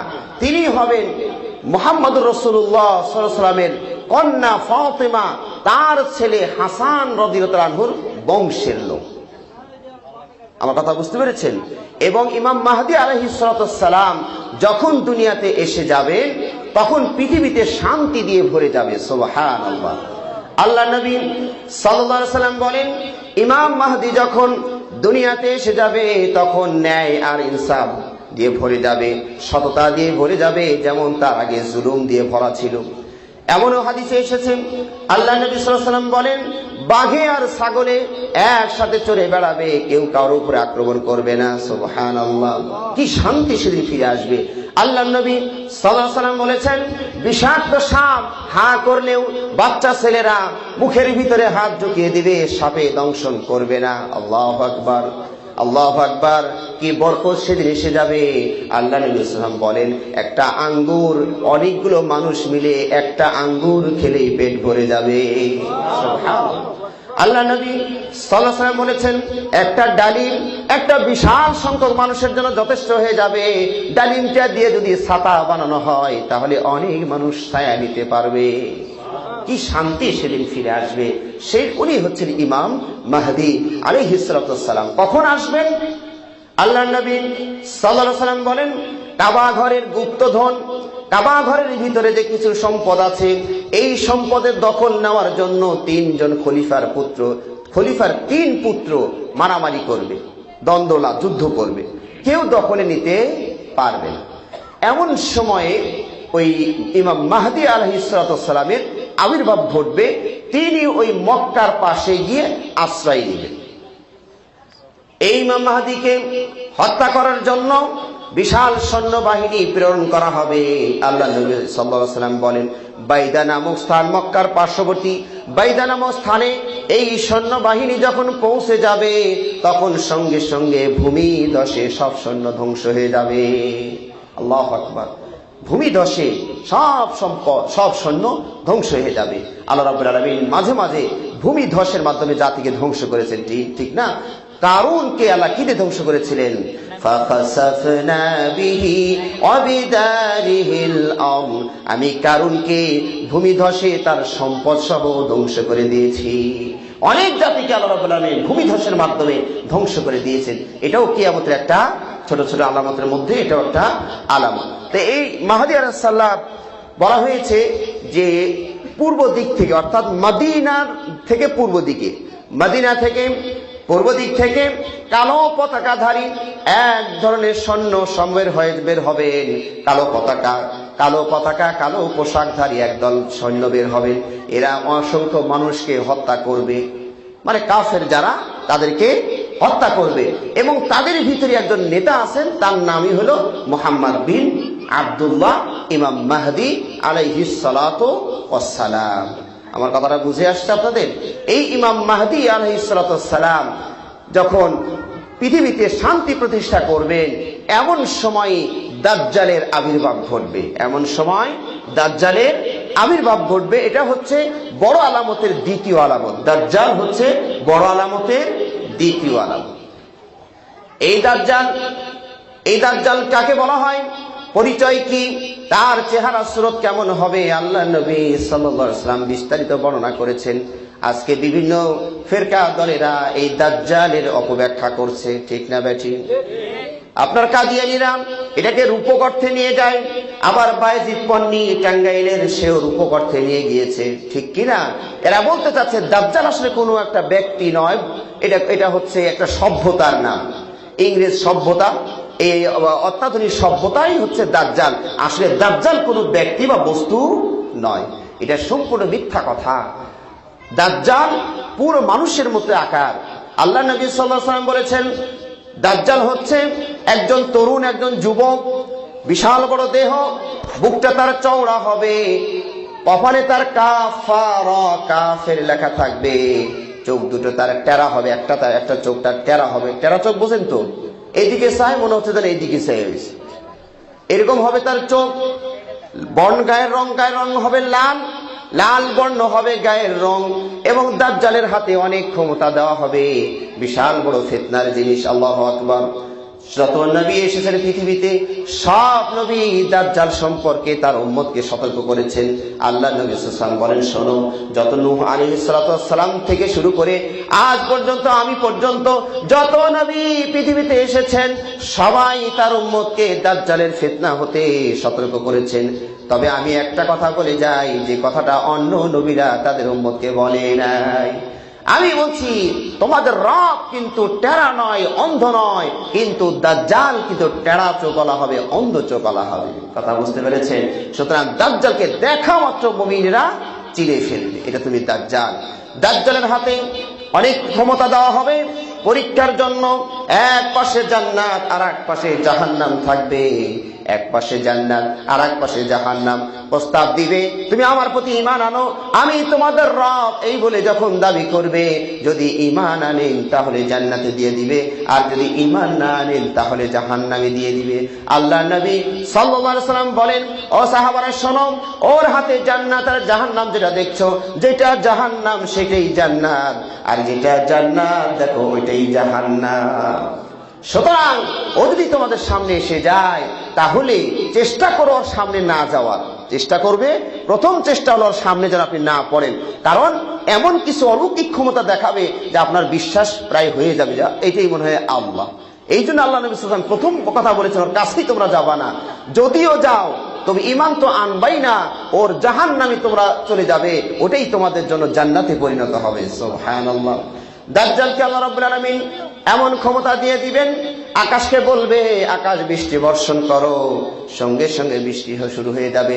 জমিনকে বলবেন জমিন উৎপাদন করো, উৎপন্ন করো, জমিন আবার শস্য উৎপাদন শুরু করে দিবে। পশুকে ডাক দিবেন, এই গরু শোন, এই ভেড়া শোন, পশুকে ডাক দিলে পশু সঙ্গে সঙ্গে সাড়া দিবে। এইভাবে বলা হয়েছে, এক দলের কাছে দাজ্জাল যাবে এবং সেই জাতিকে ঈমান আনার জন্য প্রস্তাব দিবে। সেই জাতি দাজ্জালের প্রতি ঈমান আনবে, তাদের বলা হবে বৃষ্টি বর্ষণ করো, বৃষ্টি হবে। তাদের গরু ছাগলগুলো মোটা তাজা হয়ে যাবে, তাদের গরু দুধগুলো অনেক পরিমাণে হয়ে যাবে, এরা খুব খুশিতে থাকবে। আর এক এলাকায় গিয়ে তাদেরকে ঈমান আনার প্রস্তাব দিবে, তারা ঈমান আনবে না। দাজ্জাল তাদের উপরে, তার থেকে যত সম্পদ আসে সব ছিনিয়ে চলে যাবে। মৌমাছি যেমন একদিকে দৌড় মারে, ওই এলাকা থেকে যত সম্পদ আছে সব সম্পদ দাজ্জালের পিছনে ছুটতে থাকবে। এরা রিক্ত হস্ত হয়ে যাবে, খাবার এদের কাছে থাকবে না। কথা বুঝতে পেরেছেন? এই সময় মুসলমানদের জন্য খাবারটা কি হবে? সুবহানাল্লাহি ওয়া বিহামদিহি সুবহানাল্লাহিল আযীম। আল্লাহ নবী সাল্লাল্লাহু আলাইহি ওয়াসাল্লাম বলেছেন, ওই সময় মুসলমানদের কোনো খাবার থাকবে না। ওই সময় খাবারটা কি হবে? ফেরেশতাদের যে খাবার, ওই খাবারটা হবে। মানে জিকির করলে পেট ভরে যাবে। সুবহানাল্লাহ, সুবহানাল্লাহ, সুবহানাল্লাহ। তো এইভাবে দাজ্জাল সারা বিশ্ব ভ্রমণ করবে, মাত্র 40টা দিন পৃথিবীতে থাকবে। কটা দিন? 40টা দিন। এই প্রথম দিনটা হবে 1 বছরের সমান, থাকবে 40 দিন, কিন্তু প্রথম দিনটা কতদিন হবে? 1 বছরের সমান হবে। দ্বিতীয় দিনটা 1 মাসের সমান হবে। তৃতীয় দিনটা 1 সপ্তাহের সমান হবে। অর্থাৎ প্রথম দিনটায় সূর্য উঠবে, 1 বছর পরে যেতে লাগবে পশ্চিম দিকে। সুবহানাল্লাহ। 365 দিন লাগবে আপনার পূর্ব থেকে পশ্চিমে যেতে। দ্বিতীয় দিনটা সূর্য উঠবে, 1 মাস সময় লাগবে পশ্চিমে ডুবতে। তৃতীয় দিন সূর্য উঠবে, 1 সপ্তাহ সময় লাগবে পশ্চিম দিকে যেতে। আর তৃতীয় দিন, চতুর্থ দিন থেকে স্বাভাবিক হবে আপনার বাকি দিনগুলো। আল্লাহ নবীর সাহাবারা জিজ্ঞেস করলেন, ইয়া রাসূলুল্লাহ, ওই যে দিনগুলো অস্বাভাবিক হবে, বড় বড় হবে, ওই দিনগুলোর সালাত কি 5 ওয়াক্তই যথেষ্ট হবে নাকি? যে দিনটা 1 বছর সমান হবে, যে দিনটা 1 মাসের সমান হবে, যে দিনটা 1 সপ্তাহের সমান হবে, এই সময়গুলোর ভিতরে মাত্র 5 ওয়াক্ত সালাত পড়লেই হবে নাকি? আল্লাহর নবী সাল্লাল্লাহু আলাইহি ওয়াসাল্লাম বললেন, না না না, তোমরা ওই সময়টাকে পরিমাপ করে নিয়ে 5 ওয়াক্ত করে পড়িও। সুবহানাল্লাহ। অর্থাৎ প্রতিদিন আমরা 24 ঘন্টার ভিতরে কয়েক তো সালাত পড়ি, কি শেষ করে দিব নাকি ভাইরা?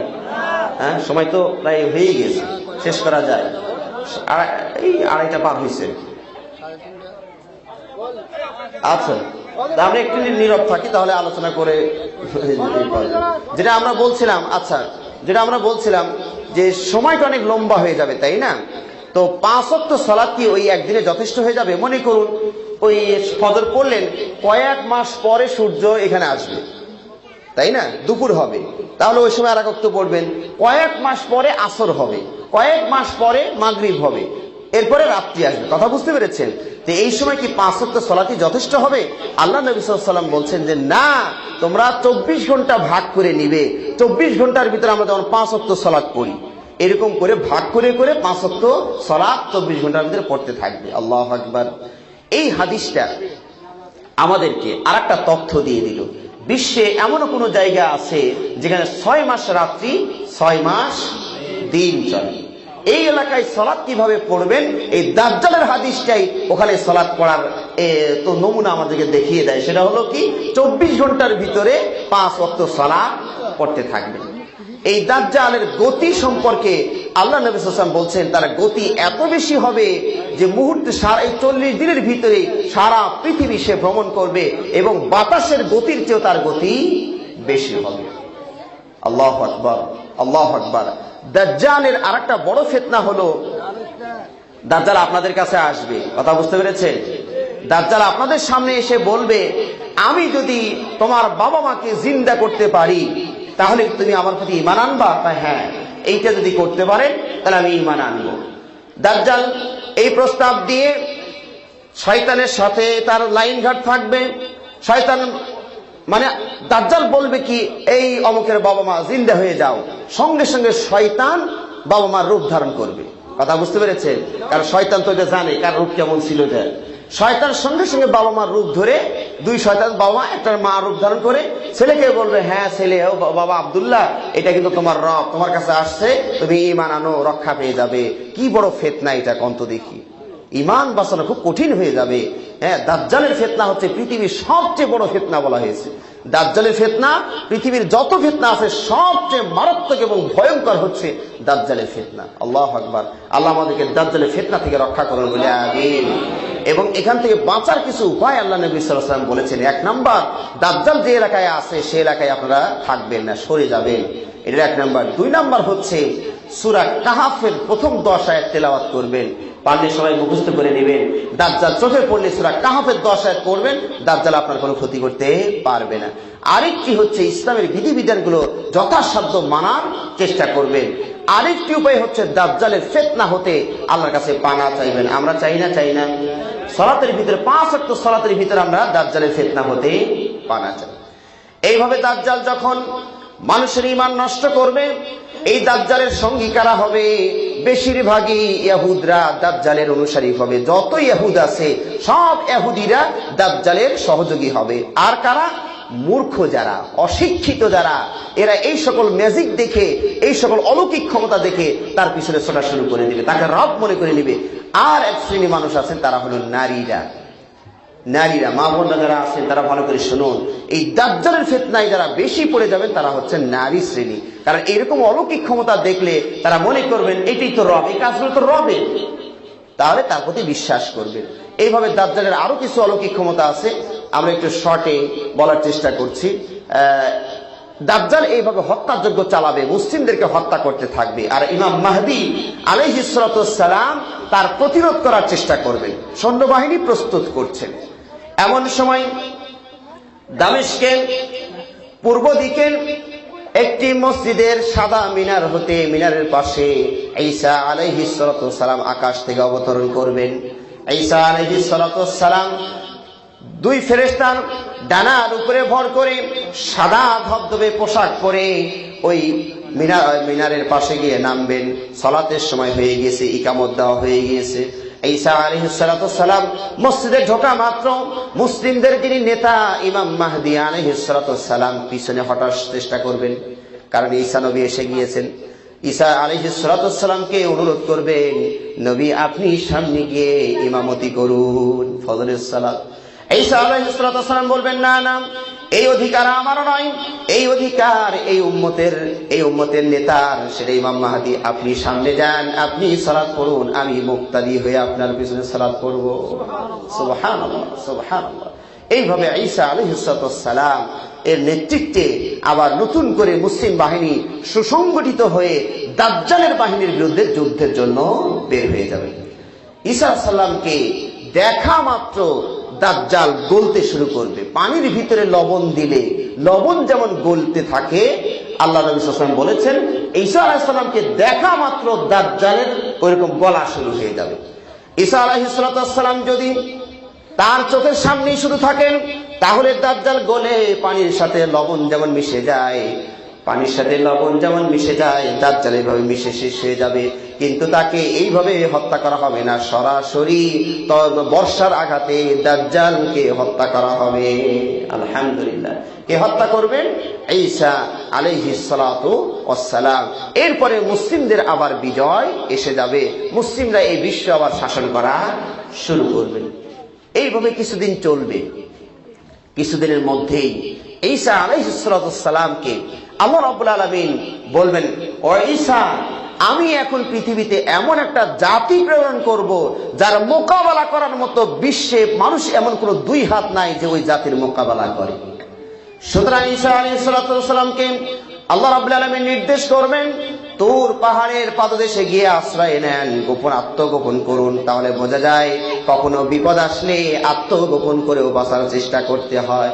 কেন? ঈসা আলাইহিস সালাম তো একথাও বলতে পারতেন, আল্লাহ এমন বাহিনী পাঠিয়েছেন তার মোকাবেলা করার সাধ্য আমাদের নাই, আপনি সাধ্য দিয়ে দিলেই তো হয়, আপনি ক্ষমতা দিয়ে দিলেই তো হয়, ওদের মোকাবেলা আমরা করবো, আপনি শক্তি দিলে কে না পারবে, ঠিক কিনা?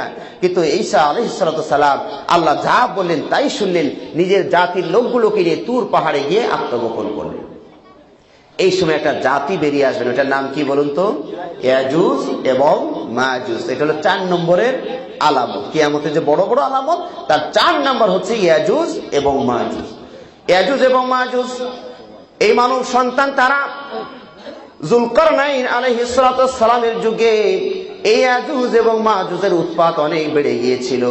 যে এলাকায় তারা বসবাস করতেন তার পার্শ্ববর্তী মানুষের এলাকাগুলোতে তারা অত্যাচার করত, জুলুম নির্যাতন করত। ওই এলাকার মানুষেরা যুলকারনাইন আলাইহিস সালামের কাছে আবেদন করলেন, ও নবী, এই ইয়াজুজ এবং মাজুজের উৎপাত থেকে আমাদেরকে বাঁচান। ওরা অহরহ আমাদের এলাকায় আসে এবং জুলুম নির্যাতন করে আবার চলে যায়। এই যুলকারনাইন বললেন, তাহলে এক কাজ করো, সীসা যত আছে সব জমা করো। এইভাবে সীসা জমা করে পুরো এলাকাটাকে সীসা ঢালা প্রাচীর দিয়ে ওদেরকে আবদ্ধ করে দিলেন, আটক করে দিলেন, ওরা আর আসতে পারলো না। এইভাবে কিয়ামত পর্যন্ত আল্লাহ রাব্বুল আলামিন যতদিন চাইবেন ততদিন তারা ওই প্রাচীরের ওই পারেই থাকবে। প্রতিদিন তারা এই প্রাচীর খোদাই করার চেষ্টা করে, খুঁড়তে থাকে, ভাঙতে থাকে। প্রাচীর ভাঙতে ভাঙতে যখন তারা সূর্যের আলো দেখতে পায়, তখন তাদের কমান্ডার বলে, হয়েছে, আজকে সবাই ক্লান্ত হয়ে গেছি, থাক, সূর্যের আলো তো দেখা গেছে, আগামীকালে এসে বাকিটুকু সিদ্ধ করে আমরা পৃথিবীতে চলে যাব। কিন্তু ওই আগামী দিন আসতে না আসতেই পুরো এলাকাটাকে আল্লাহ রাব্বুল আলামিন আবার আগের চেয়ে আরো শক্ত করে প্রাচীর দিয়ে ভরাট করে দিয়ে দেন। আল্লাহ। এইভাবে তারা প্রতিদিন ভাঙছে, প্রতিদিন বের হওয়ার জন্য আপ্রাণ চেষ্টা চালাচ্ছে, আর প্রতিদিনই তাদেরকে ওইভাবে আল্লাহ আটকে দিচ্ছে। সব শেষে যেদিন আল্লাহ রাব্বুল আলামিন অনুমতি দিয়ে দিবেন, সেই দিন তারা একটা কথা বলবে, এই সূর্যের আলো যখন দেখা যাবে তখন বলবে, ইনশাআল্লাহ আগামীকাল আমরা বাকিটুকু ভেঙে দিয়ে দুনিয়ার বুকে আমরা চলে যাব। এই ইনশাআল্লাহ বলার কারণে আল্লাহ রাব্বুল আলামিন আজকে আর ওইটা আগের মতো পূরণ করবেন না, ওইভাবে রেখে দিবেন। এরা এটা ভেঙে পৃথিবীতে চলে আসবে। এদের সংখ্যা এত বেশি, আল্লাহ নবী সাল্লাল্লাহু আলাইহি ওয়াসাল্লাম হাদিসে বলছেন যে এদের সংখ্যা এত বেশি যে দুনিয়ার মধ্যে যত নদী নালা আছে সব পানি খেয়ে তারা সাবার করে ফেলবে। আল্লাহু আকবার। তো বুহাইরা তাবারিয়া নামে একটা নদীর কথা বলা হয়েছে, সেই নদীতে তাদের প্রথম দল পানি খাওয়া শুরু করবে, পিছনের দল যেতে না যেতে তারা মন্তব্য করবে এখানে একসময় নদী ছিল। দেখেছেন কি পরিমাণ মানুষ, ওদের সংখ্যা, যে এই প্রথম দল যেতে না যেতেই লাস্টের দল মনে করবে এখানে একসময় নদী ছিল। তাহলে কি পরিমাণ তাদের সংখ্যা! এরা মানুষদেরকে মানে যেখানে পাবে একদম নির্মম ভাবে তারা হত্যা করতে থাকবে। এইভাবে হত্যা করতে করতে তাদের ধারণা অনুযায়ী তারা বলবে যে আমরা পৃথিবীর সবাইকে মেরে ফেলেছি। এমনই বেয়াদব তারা, এমন তারা উদ্যত আচরণ করবে। তারা বলবে দুনিয়াতে যারা ছিল আমরা সবাইকে মেরে ফেলেছি, এবার আসো আসমানে যারা আছে, আসমানে যিনি আছে তাদেরকে আমরা মেরে ফেলি। আউযুবিল্লাহি মিনাশ শাইতানির রাজিম। এই বলে আকাশের দিকে সবাই তীর মারা শুরু করবে, আর রব্বুল আলামিন তাদের সাথে একটু উপহাস করবেন, প্রহসন করবেন, তীরগুলোকে রক্ত মেখে দুনিয়ার দিকে পাঠিয়ে দিবেন। ওরা খুব খুশি। দেখছেন, ওরা উপরের দিকে তীর মারবে আর আল্লাহ রাব্বুল আলামিন রক্ত ভরা তীরগুলোকে আবার জমিনে ফেরত দিবে। ওরা খুব খুশি, দেখছো আমরা আকাশে যারা ছিল তাদেরকেও মেরে ফেললাম। এইভাবে পুরো পৃথিবীতে তারা জুলুম নির্যাতন চালাতে থাকবে।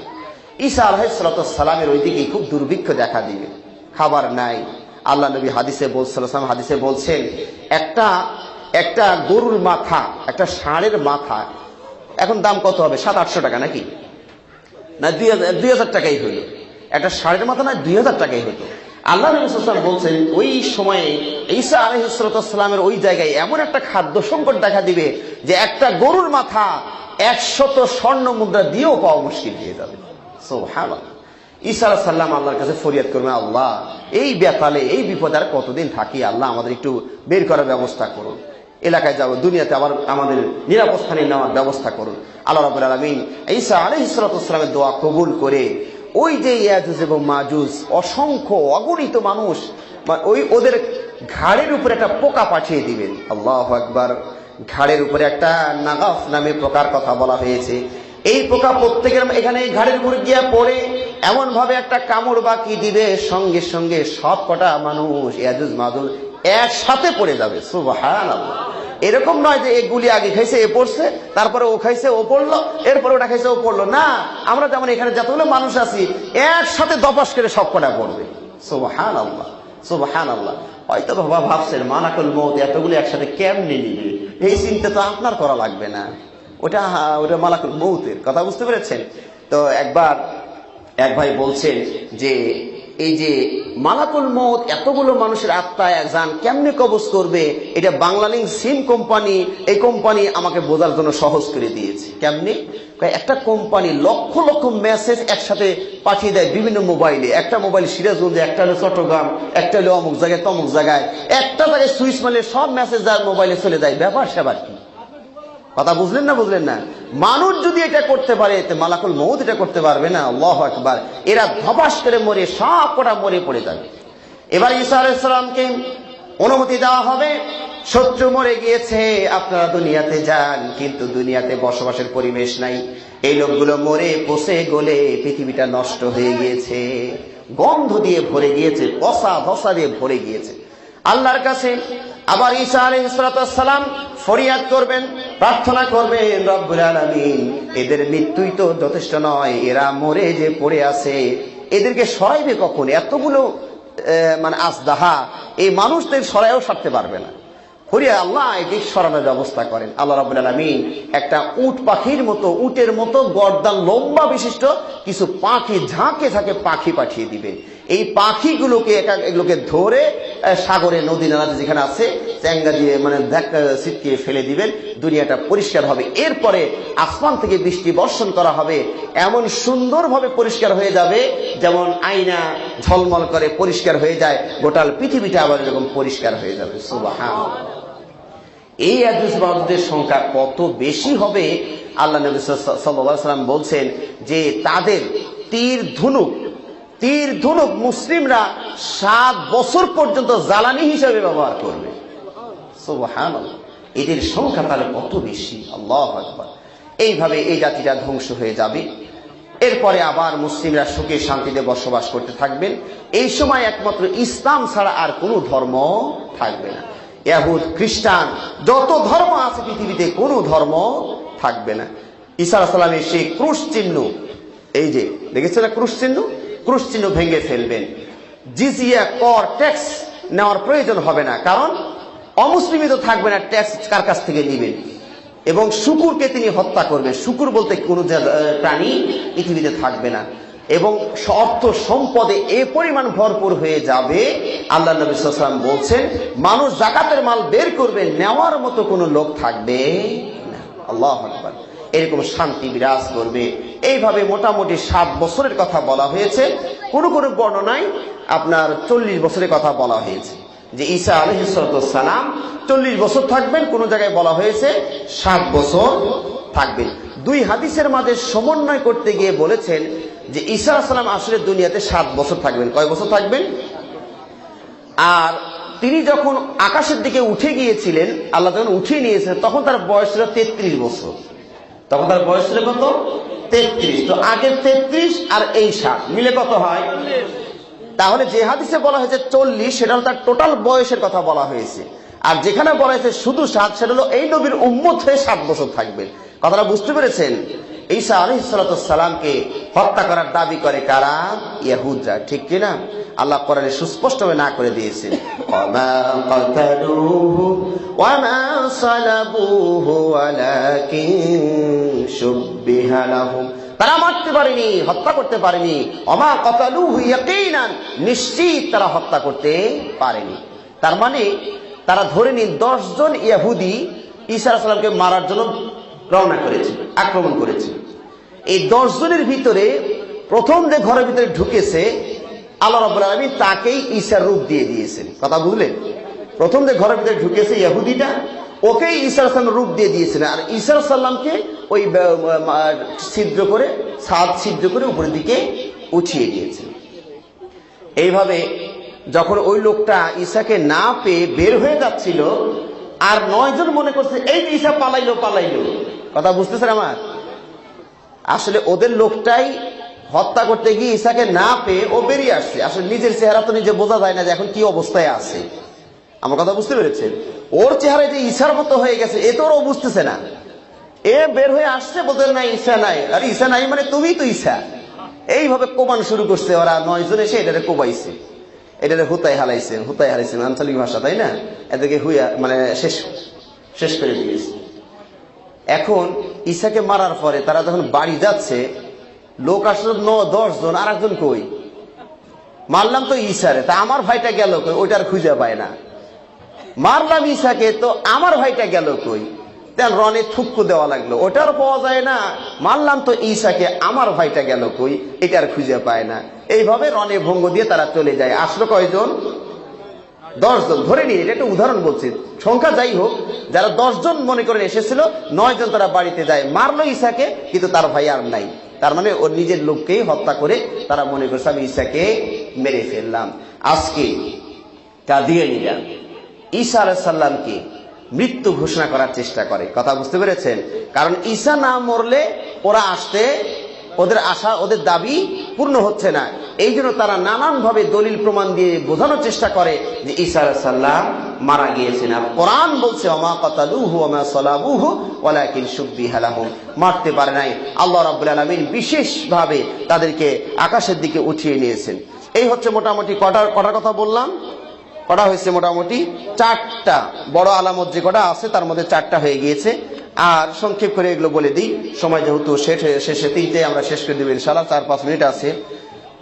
4টা আলামত হয়ে গেল, বড় আলামত। আর একটা হচ্ছে বড় 3টা ভূমিকম্প হবে।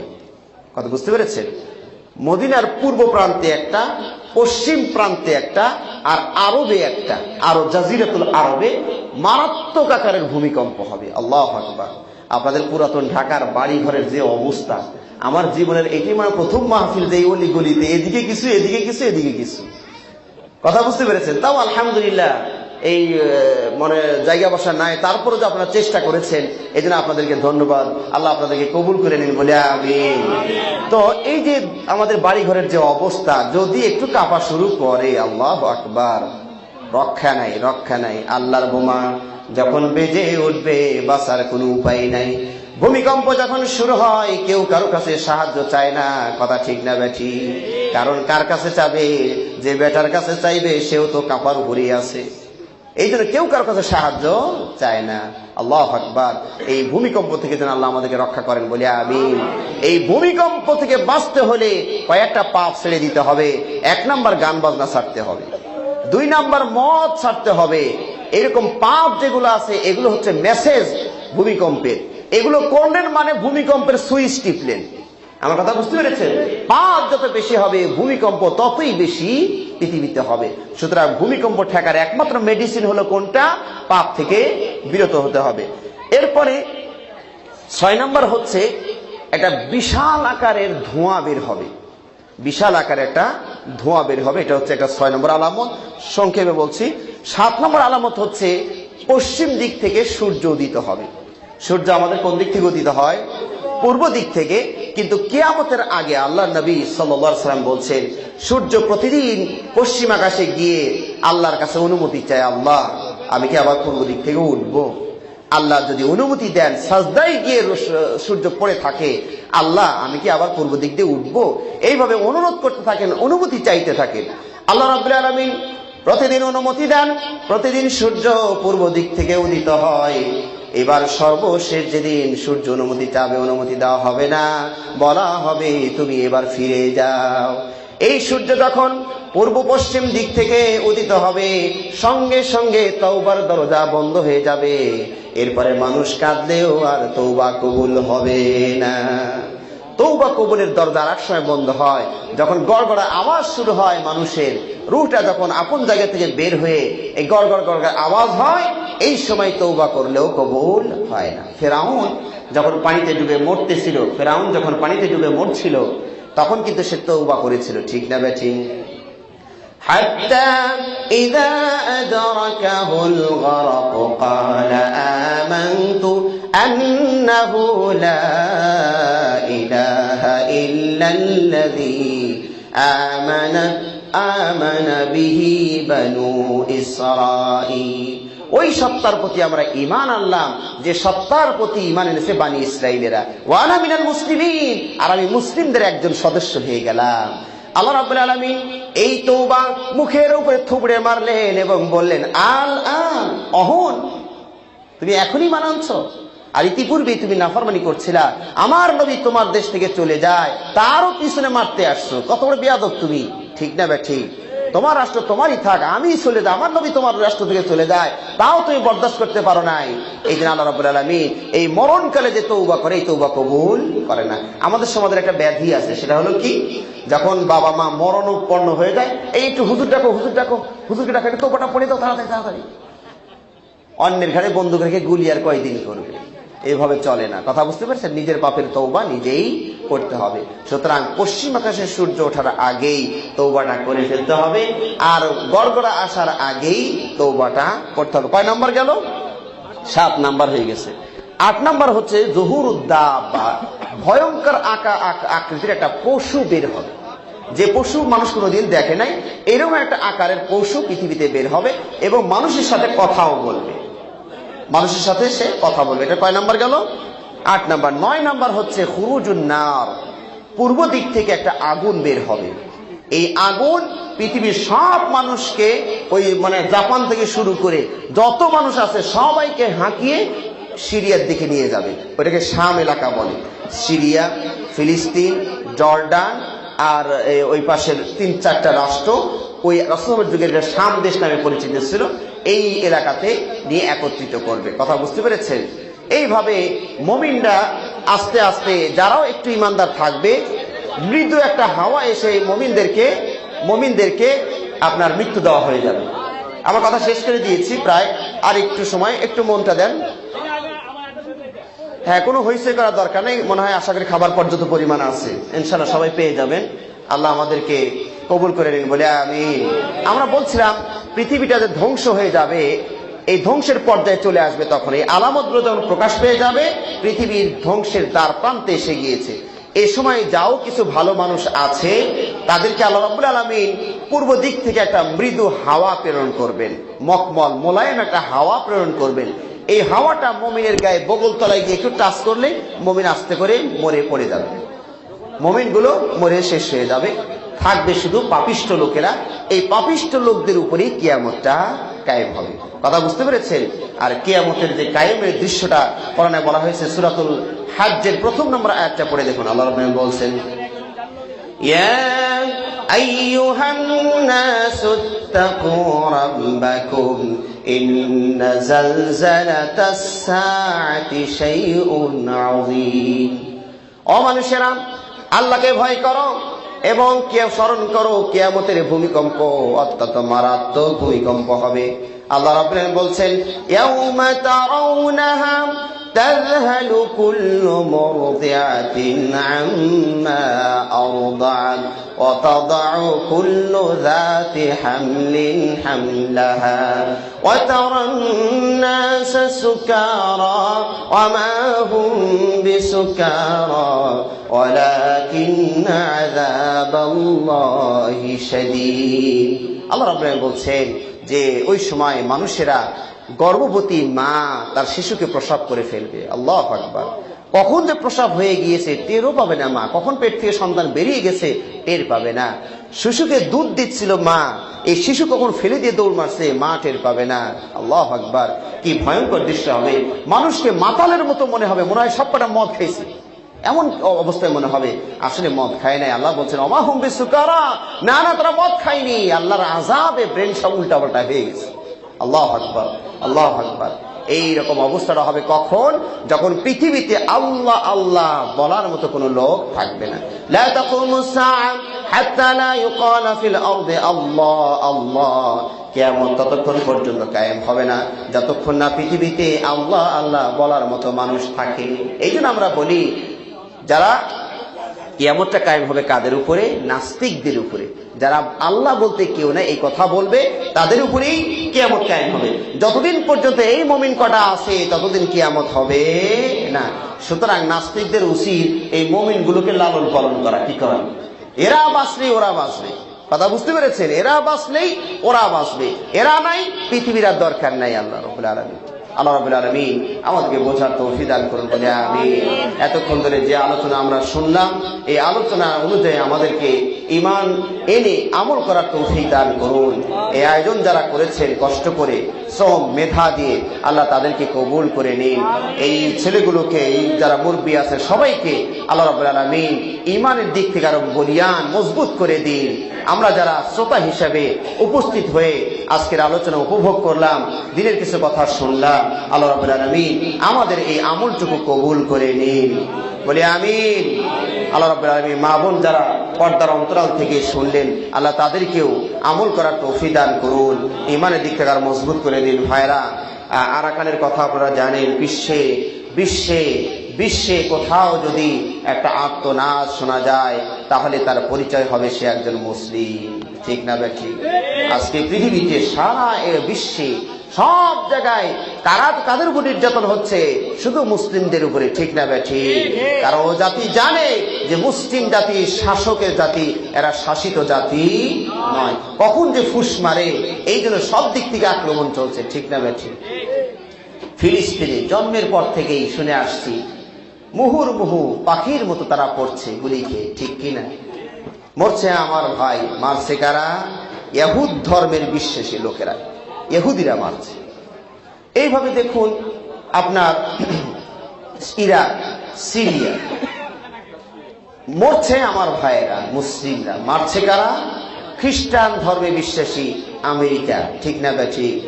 সাথে সাথে যোগ দিয়েছে নাস্তিক রাশিয়া, এবং রাশিয়া তার দাগেস্তানে, চেচনিয়ায় মুসলিমদেরকে নিধন করে দিয়েছে। ঠিক না বেঠি? তাহলে নাস্তিকও আমারে মারে, খ্রিস্টানও মারে, ইহুদিও মারে। কাশ্মীরে কারা মারে? কাশ্মীরে কারা মারে?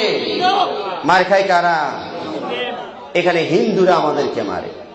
আর আশপাশে যে আমাদের একটা রাষ্ট্র বার্মা, নাম পরিবর্তন করে মায়ানমার, এখানে মার খায় কারা? মারে কারা? তাহলে বৌদ্ধরা।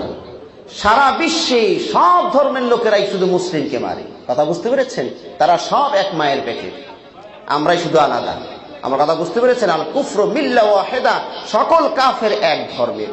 আর বৌদ্ধরা, তাদের ধর্মের ডায়লগ হচ্ছে সর্বজীবে দয়া।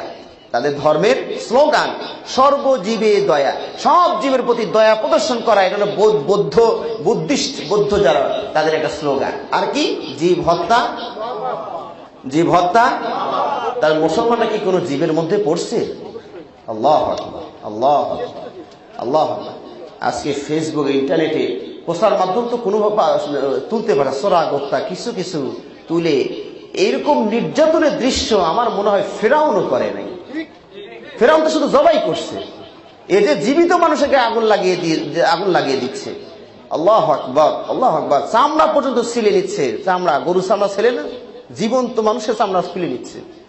আল্লাহু আকবার, কি নির্যাতন! মানে কয়েকদিন আগে দেখেছিলেন ফেসবুকে 3 বছরের একটা শিশুকে, আল্লাহু আকবার, আল্লাহু আকবার, কিভাবে কারেন্টের শক দিয়ে নির্যাতন করা হচ্ছে দেখেছেন? কে কে দেখেছেন? আল্লাহু আকবার, 3 বছরের শিশুকে নির্যাতন করা হচ্ছে। কি অপরাধ এই শিশুটা!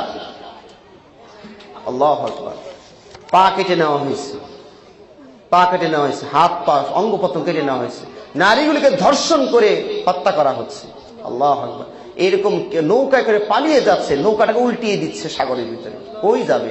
সারা দিকে কোন দিকে পালানোর রাস্তা নাই, সব দিকে সাগর, আর কোন দিকে ভারত, কোন দিকে চীন, কোন দিকে আমাদের একটা রাষ্ট্র, আমাদের বর্ডারও বন্ধ। ইন্না লিল্লাহি ওয়া ইন্না ইলাইহি রাজিউন। আমরা শান্তির সাথে বিনীতভাবে আমাদের নেতৃস্থানীয় ব্যক্তিদের কাছে আবেদন করতে পারি, এরা আমার মুসলিম ভাই, ঠিক না বেঠিক? ওদের জন্য একটু হলেও দয়া প্রদর্শন আমাদের ইমানি দায়িত্ব। আল্লাহ নবী সাল্লাল্লাহু আলাইহি ওয়াসাল্লাম বলছেন, বিশ্বের একজন মুসলিম যদি নির্যাতিত হয় আর প্রতিটি মুসলিমের কলিজায় যদি আঘাত না লাগে, এটা মুসলিম কিনা পুরোটাই সন্দেহ আছে। কথা বুঝতে পেরেছেন? সুতরাং মুসলিম হবে এক দেহের মতো, একটা দেহ। এই যে আপনি আমি দূরে দূরে দাঁড়িয়ে আছি তা নয়, এটা আমার হাত, এটা আমার বুক, এটা আমার পিঠ। আমার পিঠে আঘাত লাগলে আমি ব্যথা পাবো, পায়ে আঘাত লাগলে আমি পাবো, আঙ্গুলে ব্যথা লাগলে আমি পাবো ব্যথা। এই অনুভূতি সম্পন্ন হতে হবে। আল্লাহ রাসূল সাল্লাল্লাহু আলাইহি ওয়াসাল্লাম বলছেন, আল্লাহু ফি আউনিল আবদি মা কানা আবদু ফি আউনি আখি। যতদিন পর্যন্ত মুসলিম আরেক মুসলিমের সাহায্য করবে, আল্লাহ তার সাহায্য করবেন। সুবহানাল্লাহ। সুতরাং আমাদের সরকারের কাছে আমরা বিনীত আবেদন করি, বর্ডারটা যেন খুলে দেওয়া হয়। আমরা ডাল ভাত যা খাই তারাও তাই খাবে। কি বলেন? ওমা মিন দাব্বাতিন ফিল আরদি ইল্লা আলাল্লাহি রিজকুহা। সব পশুর রিজিকের দায়িত্ব কার? আল্লাহর হাতে। আর বার্মা, এই যে আপনি ইসরায়েলের খবর কিছুদিন আগে দেখেছেন, আল্লাহ একটা বাহিনী পাঠিয়েছিলেন, ওই বাহিনীর নাম দিয়েছেন লাল বাহিনী। জানেন তো লাল বাহিনী? ইসরায়েল আগুনে পুড়লো না?